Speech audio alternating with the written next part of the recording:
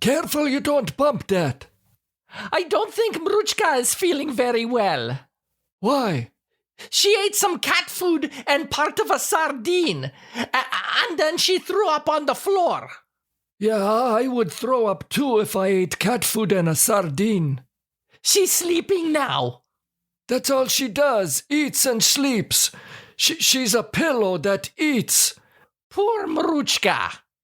Okay, are you ready? Oh, these headphones. It's not the headphones, it's your big hair. Here we go in 1, 2, 3, 2. All right. 3, 2, 1. Hello and welcome to the Barbara and Walter show. I'm Walter. And I'm Barbara Kozakiewicz-Kiwa. Okay, now you have to sing the song to officially start the show. Okay, everybody, it's time to dance. It's time for the Barbara and Walter Kozakiewicz-Kiwa show. I'm Barbara. You already said your name. Oh, sorry. I'm just distracted because Maruchka threw up. We're not going to talk about the cat throwing up on the show. She didn't throw up on the show. She threw up on the floor. But you're right. We shouldn't be talking about Maruchka throwing up because peoples may be eating while they're listening to the show. That's right. You know what I'm not looking forward to eating? That bread that I bought from the bakery. But you love their bread. Yeah, usually I do. I sometimes wait outside the door before the bakery opens so that I can be the first in the store and I can get the most fresh bread. Oh, I know. The only other thing I have ever seen you so excited to line up for was the tickets for the Bobby Vinton concert in 1978. Oh, that was a good concert. Do you remember when you thought that he looked at you from the stage? Oh, that was so funny. Oh, he did. I'm 100% certain that Bobby Vinton looked at me. Maybe he was just looking at your hair. It was so big that I bet the people sitting behind us couldn't see Bobby Vinton. Do you remember who the singer was that was on stage that night before Bobby Vinton? I thought she was good. I didn't like her. Her singing was like, whoa, whoa, whoa, whoa, whoa, whoa, whoa, whoa, whoa, whoa. Oh, it wasn't that bad. Yeah, I can still hear it. Whoa, whoa, whoa, whoa, whoa. Oh, Walter. Okay, so what happened to your bread? Oh, bah, I am so mad. So I waited outside the bakery this morning, and I was the first one in when they opened the door. What did you buy? I bought a big fresh loaf of sourdough bread. Oh, it's always very good from there. Well, usually it is. This morning, I brought it home and cut it open. Do you know what I found in the bread? Your car keys? What? My car keys? Just a little joke there for the listeners, because you lose your car keys a lot. No, it wasn't my car keys. Very funny. Do you know what I found? What? A giant air pocket. Oh no! How big? As big as my fist. I am so mad. Well, that happens sometimes. I'm going to take it back to the bakery after the show. Oh, why bother? Because I paid for a full loaf of bread. Not an air pocket with a bit of bread around it. But Walter, they can't tell if bread gets an air pocket or not when they're baking it. The veterinarian can see through an X-ray if our cat Maruchka has a hairball, but the bakery can't see if their bread has an air pocket. They don't have X-ray machines at the bakery. Well, maybe they should. Oh, Walter. Bah, I am so mad. I'm going to drive there after the show. It's going to cost you more in gas to drive there and back than what you paid for the bread. Okay, then I'm going to ride my bike. You haven't ridden your bike in 25 years. So what? You know what they say? Riding a bike is like never forgetting how to ride a bike, or however the hell that saying goes. I think there's more air in the loaf of bread than there is in the bike tires anyway. Maybe I'll just tell them about it at the bakery tomorrow morning when I go to buy more bread. Yeah, that's probably a better idea.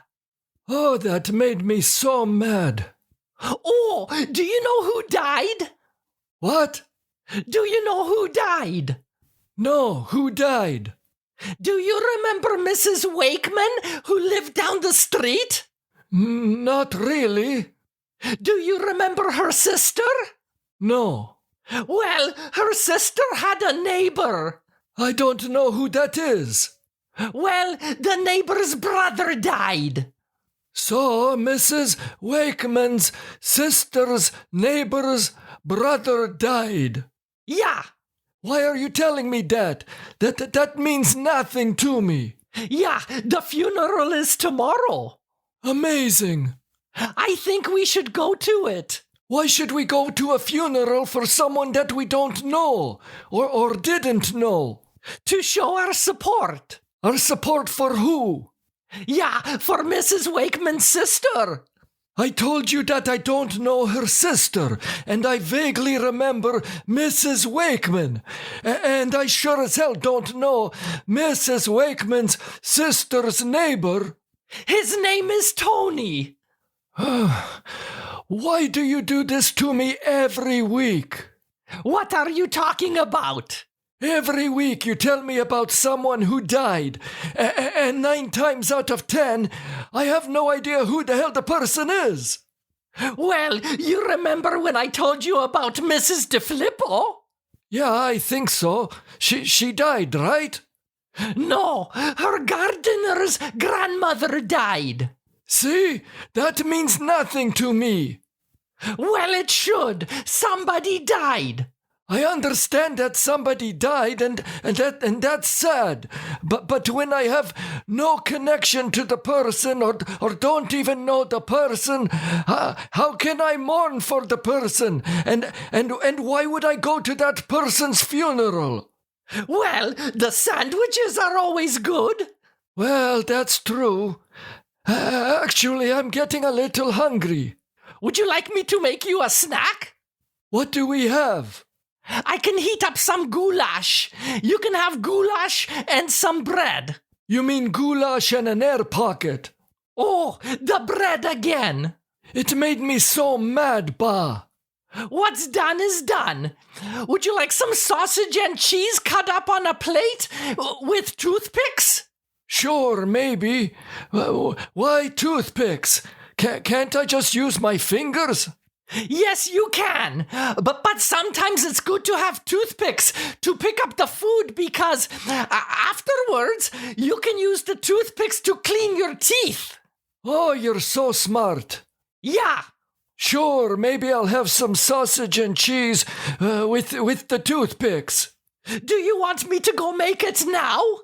No, not now. We're still doing the show. Well, I can go make it quickly. It won't be long. So then I'm sitting here all by myself. What the hell am I going to talk about all by myself? Why don't you talk about the surgery you are going to have? Because your underwear felt so tight. And then we discovered that I accidentally shrunk them. Nobody wants to hear about that. Yeah, I do. Yeah, very funny. No, stay here. I'll have the snack later. You know, they had an excellent snack at the grocery store yesterday. You mean the free samples that they sometimes hand out? Yeah, yesterday the lady had slices of sausage that were very good. Oh, did you try them? Of course I tried them. That's how I knew they were good. I think I had 10 pieces of sausage. Yeah, you didn't have 10 pieces. They only give out one at a time. Yeah, I did have 10. I did some things to trick the lady to get some more sausage. Oh, Walter. Yeah, when I tried the first piece of sausage, I told the lady that it was very good. And I asked if I could have another piece. And she gave it to me. And that should have been enough for you. Well, I started walking away and pushing the shopping cart with the stupid wobbly wheel down the aisle. And I thought, I would really like another piece of that excellent sausage. What did you do? So I decided to take off my hat so that the lady wouldn't recognize me. And I went around and asked for another piece of sausage. And did she give you another piece? Yeah, she did.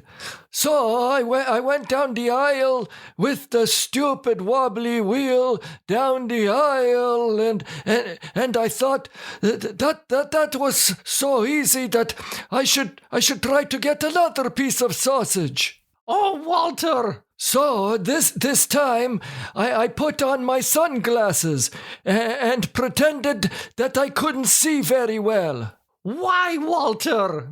So I said to the lady, my eyesight isn't very good, but something that you're giving away as a free sample smells very good. And she gave you another piece of sausage. Of course. You're unbelievable. So then the next time around, I took off my sunglasses and my jacket, and I started walking with a bit of a limp while pushing the cart with the stupid wobbly wheel.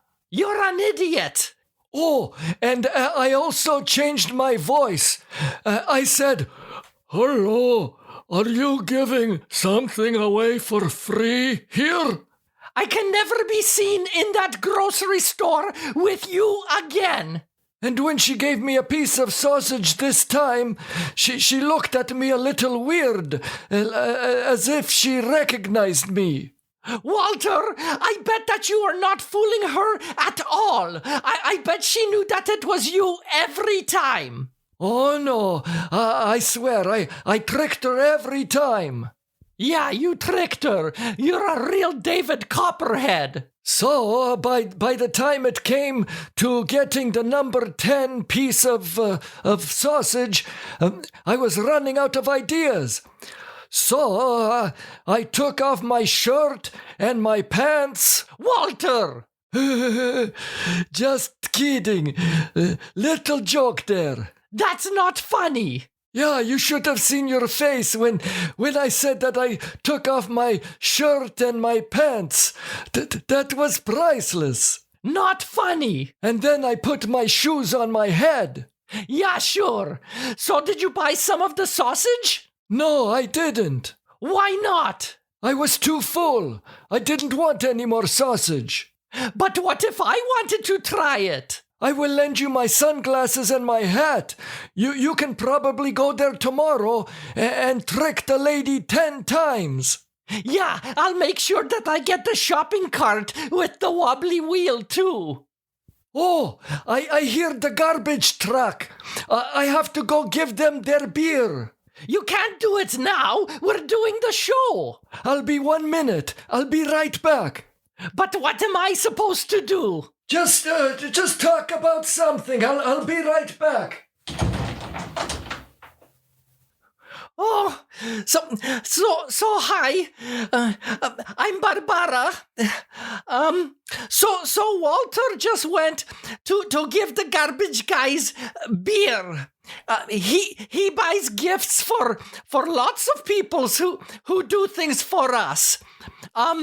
Walter buys beer for the garbage guys. He buys beer and sausage for Joe across the street who cuts our grass and shovels our driveway. Walter also, he buys gifts for the newspaper boy, but not beer for the newspaper boy. He's too young. So what can I talk about? As you know, Walter and I are married. He's a nice man. He's sometimes grumpy, but he's really a softy at heart. A few weeks ago, he cried at a grocery store opening. Really, he's a softy. We get along very well. Sure, we've had some arguments, but never serious enough arguments to think about divorce. Murder, yes, but never divorce. Little joke there. What else? Walter was raised as an only child, and that really made his older brother mad. They haven't spoken to each other in a long time. I think I hear Walter coming back. Oh, here he is. Oh, I managed to get them just in time. You know, that's nice that you always give the garbage guys gifts. Oh, they deserve it. It's not an easy or glamorous job. So, what did you talk about while I was gone? Oh, I was just talking about that you buy gifts for people who help us, like the newspaper boy, the garbage guys, Joe across the street. Oh, that reminds me. I have to pay Joe.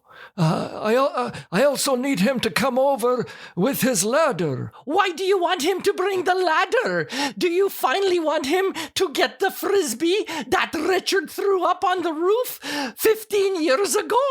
Yeah, Richard should climb up there and get it the next time he's home from university. Well, he's been in university for 12 years, and every time he comes home, we always forget to tell him to get the frisbee. Yeah, 12 years, and he still doesn't know what the hell he wants to do. He says he's looking at all of his options, and he's finding himself. Like I said before, he'll find himself at the end of my slipper if he doesn't figure it out soon. Oh, Walter. So why do you need Joe to bring his ladder over? Well, do you remember a few years ago when we couldn't get anything to grow in the garden? Oh, yeah. You tried to blame it on Mruchka for pooping in the garden. Mruchka would never do that. No, she would poop in the neighbor's garden. Oh, no, she would not. So, anyway, nothing was growing in the garden. I couldn't figure it out for the longest time. And then one day I looked closer and saw that everything was being dug up. The seeds, the bulbs, the plants, all over the place. A big mess. Yeah, I remember that. I also remember Mr. Leslie next door saying that our garden was probably not good enough for House and Garden magazine. But it would probably fit in Outhouse and Garden magazine. Yeah, he thinks he's funny. Yeah. So one day I was looking out the window and I saw the hairy creature that was digging up our garden. Mrs. Leslie. What? No, not Mrs. Leslie. It was a squirrel. Oh, that's right. The squirrel was digging up the garden and burying its nuts. It was amazing how many nuts the stupid squirrel buried and how big a mess it made out of the garden. I was so mad. Yeah, you had whips of steam coming out of your ears. What are you talking about, whips? Or however that saying goes. So anyway, you never saw me, but I went outside to chase that squirrel away. Oh, I would have loved watching you chase a squirrel. That would have been so funny. Yeah, funny for you. So I was walking towards the squirrel and I was telling it to stay there, you stupid. And it stayed there and just stared at me. It was fearless. Well, squirrels like nuts, and maybe he saw that you were nuts. Ha! I made that one up. So I got close, maybe 1 yard away from the squirrel, and then it went running past me very fast and climbed up the big tree in our backyard. Squirrels like to climb trees. I looked down at the garden and I saw the huge mess that the stupid squirrel made. Oh, I was so mad that I took off my slipper and I threw it at the squirrel up in the tree. Oh, did you hit the squirrel? No, I didn't. And my shoe didn't come down. What do you mean? My slipper. It's still stuck up in the tree.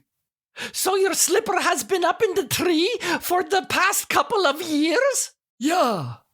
So one of your pairs of slippers is missing a slipper? Yeah, I've been hiding the extra slipper under our bed. I was hoping that maybe the wind would blow my slipper out of the tree.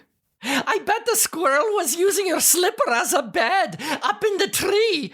Every night it would be snuggled in your shoe up there, and he would look down at our bedroom window and say, "Good night, Walter.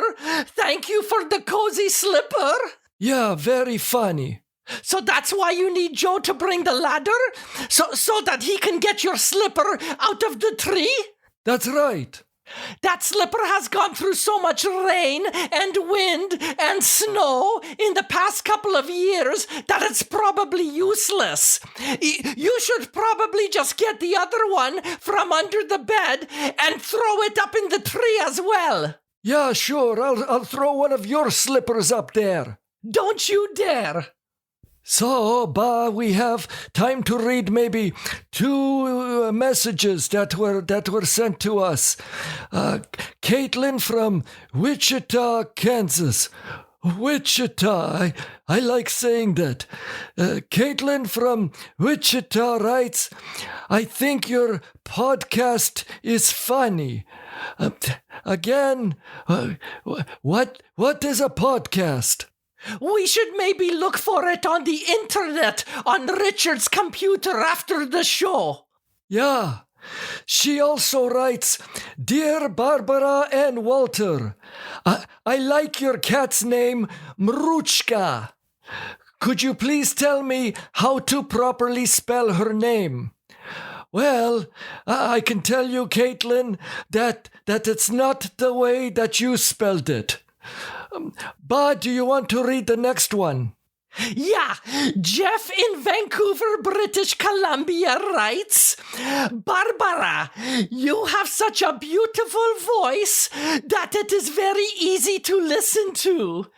Did you ever take any formal voice training?" What?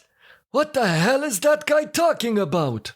Oh, quiet, Walter. Thank you for your very kind and very observant words, Jeff. To answer your question, no, I have never had any formal voice training. This is all natural and just the way I have always talked. Yeah, that guy needs a Q-tip. Stop it. So remember, if you want to send us a message, just go to our website, to the part where it says "Send us a message." So you can send us a message there. And our website is on the World Wide Web. All you have to do is type www.barbaraandwalter.com. Okay, that's all the time we have for the show. Would you like to torture us with your end of show song? Yeah, sorry to leave, but this is the end of the Barbara and Walter Kozakiewicz Kiva show. Bye. Okay, bye-bye. I remember when you used to say that my voice sounded sexy. Was I drunk? No, it was when we first started dating. We were too young to drink. Did I have a head injury? Oh, Walter. Pa, do you know if it was supposed to be sunny today? I read this morning